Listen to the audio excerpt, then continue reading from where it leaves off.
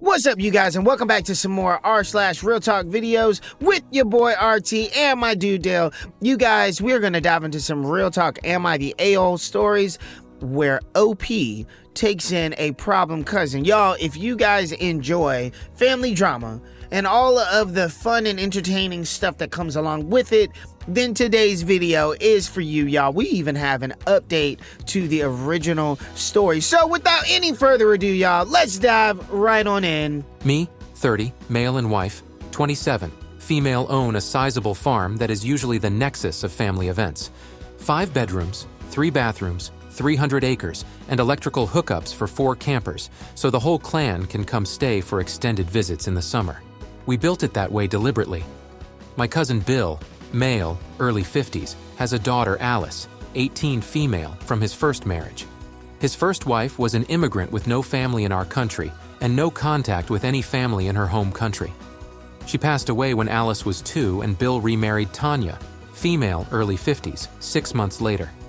They have since had 3 kids, male, 14, male, 12, and female, 8. Alice is not a brat. Everything in their house revolves around either the boys, their 2 oldest together, or their princess, their daughter together, and Alice is left behind. She doesn't get to go on family trips. They wouldn't pay for extracurricular stuff. She couldn't take elective classes that had extra fees, etc. I'm not a smart man, but I can recognize a kid that's hurting inside and being neglected. She's like Mr. Hyde with them and Dr. Jekyll elsewhere. For the last 4 summers, she's been coming to work on my farm because her parents don't want her around over summer break. She turned 18 recently, and leading up to her birthday, her dad was very adamant that she was being kicked out of the house when she turned 18 because it will teach her responsibility. We, wife Alice and I, discussed it, and early on her birthday, we pulled up with my truck and packed her stuff up. We only packed things she purchased herself or things that were given to her by another person. My boss got creative with our benefits provider so we can get Alice on my medical benefits until she finishes university. She starts in a few weeks, so she's able to go to therapy, and she's able to get back into sports while still saving her money. This is where it all comes apart. Bill and Tanya are pissed that we took her in and refused to come to family events. Part of the family refused to attend as well because I'm undermining Bill and Tanya. I'll understand when I have kids. After they refused to attend events, a few others said that with gas being so expensive and not everyone attending, they'd skip as well. My answer of, okie dokie, come if you want and don't if you don't, further upset people who thought I should have tried harder to get people to come, so now we're down to about 1/4 of the family in attendance for events. My aunt suggested that we have Alice over on weekends and that she stays in a dorm during the week to smooth things over. I think that's dumb, but I'm dumb and stubborn. My wife thinks it's dumb, and she's really smart, but also very much attached to the situation. Alice said she'd rather stay with us, but would try the dorms to help make peace. So OP wants to know if he is the a-hole for not going along with the dorm situation to try to keep the peace. So, I understand where Alice is coming from, in trying to just keep the peace, to maintain peace across, the platform with everyone. I mean, at the end of the day, she is the one that is in between a rock and a hard place. She's the one that is dealing with the issues of her father and her stepmother, causing chaos and disruption in her life and in the lives of those around her, as well as her cousins, her adult cousins, who are trying to take her in and look out for her. Honestly, again, I know we've covered several stories that resemble this issue, but it seems like Bill, Alice's father, married a woman who does not necessarily recognize Alice as one of her own, that does not necessarily take the time to try to develop a relationship with Alice, that takes Alice and puts her under that umbrella label of, redheaded stepchild when it comes to all of the children that Bill has. I think that Alice's stepmother is a demon, lack of a better term. Like, she is the a-hole in this particular situation, and her father is as well, because it doesn't seem like he's stepping up to try to do anything to change the situation. So, I think OP, is trying to make stance. He's trying to go ahead and kind of like make it known, like, look here, what you're doing is wrong, Bill and Tanya. You guys are absolutely in the wrong for what it is that you're doing to your daughter, for how you're treating her, for the situations that are revolving around. I mean, for Pete's sake, Alice lost her mother when she was 2. You would think that the stepmom would step into the situation and, appear to have some level of compassion for Alice and want to bring Alice under her wing and really love her and show her some support. But it doesn't seem like that's the case at all. Honestly, I commend OP and his wife for doing what they do and doing what they've done for Alice. Y'all got some extra property. Y'all go ahead and send it my way. I would love to have 300 plus acres of land to build what seems like the fortress that they have. But that aside, I don't think that OP is an a-hole for not wanting to go the keeping the peace route.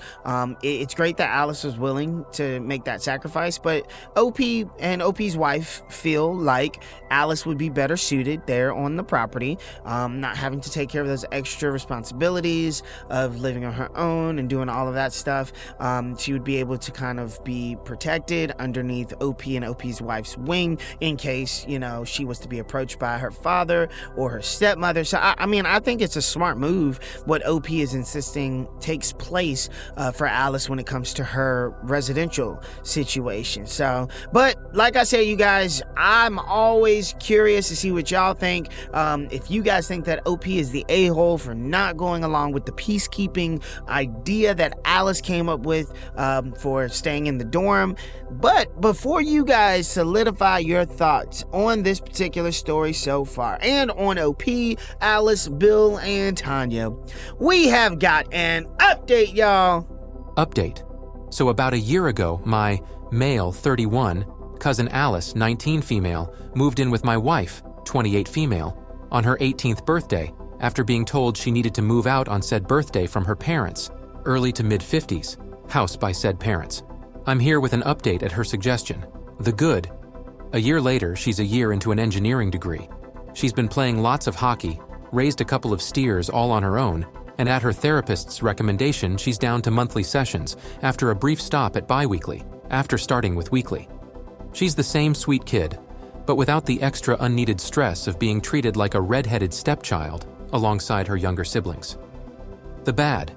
Her dad showed up about a month after my original post, and there was a confrontation of sorts that ended with a peace bond being issued with restrictions on how Bill and Tanya could contact Alice, myself, my wife, and a couple other family members that got involved. After the 6 months required by the peace bond, Tanya started getting back up to her old tricks, but Bill seems to have smartened up a bit. The peace bond meant she has had limited contact with her siblings, which has been tough. The oldest, male, 15, started out pretty hostile, but some of the other cousins filled him in on what was going on. I got blamed for his sudden shift in attitude because we've established that I am just the worst with jazz hands and everything. The silly gossipy family mellowed out when they realized that the literal gravy train wasn't going to stop at the station for them. Thanksgiving last year was 26 people compared to the 60 plus that came the last year I threw it prior to COVID restrictions. Easter this year was back up to an even 40, so we're probably going to plateau a little short of the old numbers. As for resolution to the problem, Bill has been texting Alice every couple of days to check in. They've gone for coffee a few times after the peace bond expired. I'd go to his funeral, but not his birthday party, were Alice's words when I asked her about where they're at. I'm hoping time can heal that wound, but she's been really good at setting boundaries. To quote one of the great warrior poets of our time, John Cougar Mellencamp, life goes on. Hope this closure finds you guys well. And indeed, you guys, life does go on. I think it's great that the dad finally seemingly had a coming to Jesus moment, an epiphany moment, where, he kind of smartened up, as OP so eloquently said. He turned around and he adjusted, modified his behavior so that he could begin to develop a relationship with his daughter again. Does not look like his wife is in the place to begin to do that, or it doesn't look like she's looking to do that anytime soon. It doesn't seem like she is wanting to kind of, get rid of her ignorant ways to kind of smarten up and become the stepmom that Alice deserves.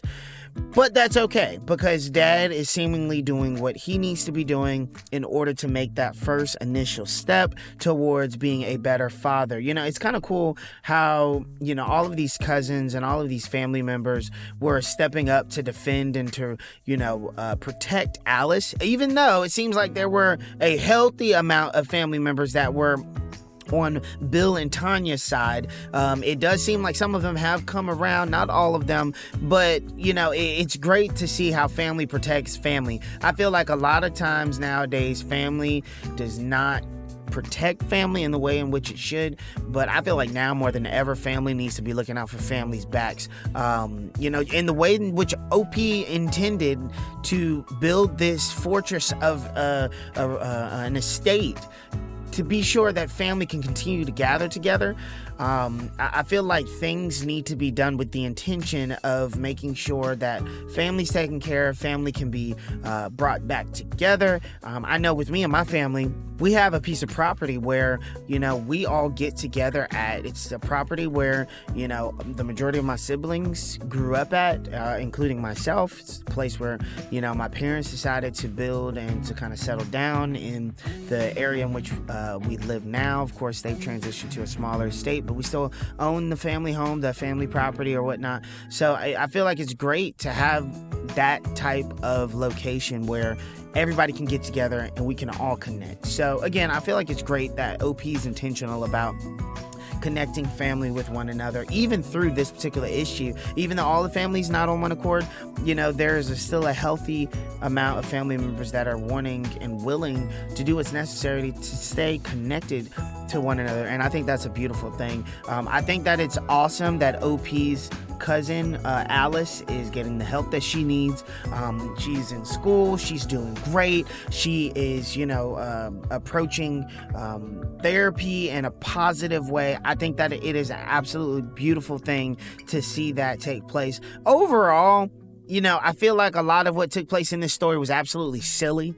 I feel like it was dumb. I feel like Bill and Tanya, Alice's parents, were absolutely stupid and dumb in how they handle things. They could have done it a whole lot better.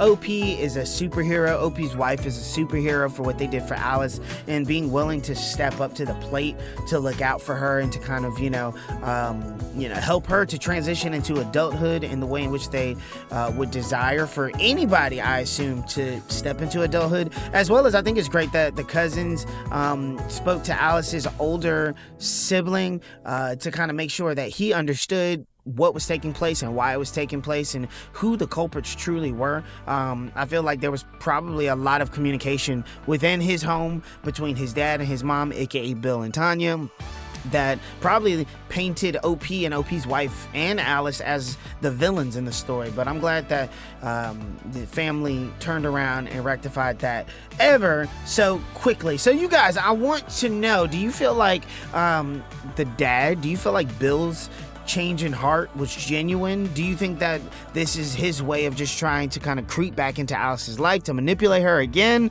Do you think that it's a situation where he's for real about the way he feels and what he's trying to do and how he's trying to change? Do you think Tanya, her stepmom, will ever come around? Do you think that OP and his wife deserve Cousins of the Year? I do. I think they deserve Cousins of the Year award for what it is that they do for Alice, what they've done for Alice, what they do for the family, how they bring the family together. I feel like they are absolutely amazing people. You guys, I want y'all to let me know down in the comment section how y'all feel about today's story, as well as the update to the story. You guys, if y'all have enjoyed today's video, please be sure to smash that like button and hit the subscription button, as well as the bell notification icon. That way you will be able to be notified every single time we upload a brand new Real Talk video here on this channel. You guys, I'm enjoying every time I get to connect with y'all in the comment section, every time I get to share a video with you guys. Y'all, I'm trying to develop a community of honesty and transparency here with y'all. So please, once again, y'all, if y'all are enjoying what you are receiving in the content, y'all, please be sure to share the channel with whoever you feel would enjoy the channel, and be sure to subscribe to the channel as well. You guys, but until next time, many blessings and much love, y'all.